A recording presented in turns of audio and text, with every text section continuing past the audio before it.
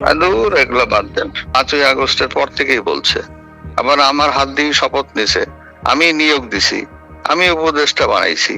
তারপরে উপদেষ্টার পরে তার 1 মাস 1.5 মাস পরে এসে আমার সঙ্গে দেখা করে গেছে, আমার প্রশংসা করে গেছে। আর কিসের বিচার করবে? কিসের বিচার করবে? আর্টিকেল 51 অব দি কনস্টিটিউশনে পড়ে যায়, দেখুক। একটি গণমাধ্যম কর্মীর প্রশ্নের জবাবে এমনটাই উত্তর দিয়েছেন সদ্য পদত্যাগ করা রাষ্ট্রপতি মোহাম্মদ শাহাবুদ্দিন। সংবিধান রাষ্ট্রপতির জন্য কিছু সুরক্ষা দিয়েছে। সেই সুরক্ষাগুলো কি কি? রাষ্ট্রপতি এই সুরক্ষার আওতায় কতদিন থাকেন? টিবিএস এক্সপ্লেনারে জানবো পুরোটা। সঙ্গে আছি আমি আনিসুর রহমান। সংবিধানে 51 অনুচ্ছেদে রাষ্ট্রপতিকে দায় মুক্তি দেওয়া হয়েছে। এতে মূলত 2 ধরনের সুরক্ষা পান রাষ্ট্রপতি। এক, দায়িত্ব পালনের কাজের দায়মুক্তি, অর্থাৎ রাষ্ট্রপতি দায়িত্ব পালন করতে গিয়ে কোনো কাজ করলে বা না করলে তার জন্য কোনো আদালতে জবাবদিহি করতে হবে না। 2, কার্যভারকালে ফৌজদারি সুরক্ষা, অর্থাৎ রাষ্ট্রপতির দায়িত্ব থাকাকালে তার বিরুদ্ধে ফৌজদারি মামলা দায়ের বা চালু রাখা যাবে না। তাকে গ্রেফতার বা কারাবাসের পরোয়ানাও জারি করা যাবে না। সংবিধানে এই সুরক্ষা মূলত রাষ্ট্রপতি থাকাকালীন কার্যক্রম এবং সেই সময়ে তার বিরুদ্ধে অভিযোগ থেকে মুক্তি দেয়।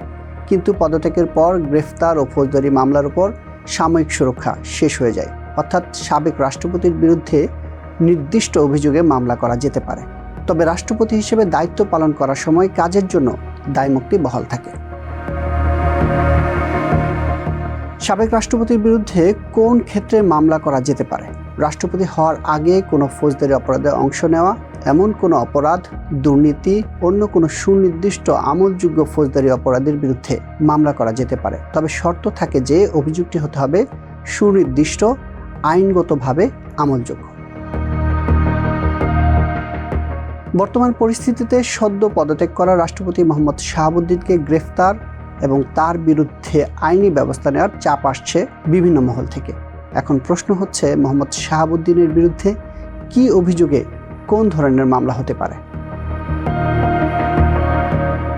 সাবেক স্বৈরশাসক HM এরশাদ সরকারের পতন হলে 1991 সালে তাকে গ্রেফতার করা হয়। তার মধ্যে রাষ্ট্রীয় উপহার আত্মসাৎ ও অবৈধ সম্পদ সংক্রান্ত দুর্নীতি মামলা ছিল অন্যতম। পরবর্তীতে 1992 সালে তাকে 3 বছরের কারাদণ্ড দেন আদালত।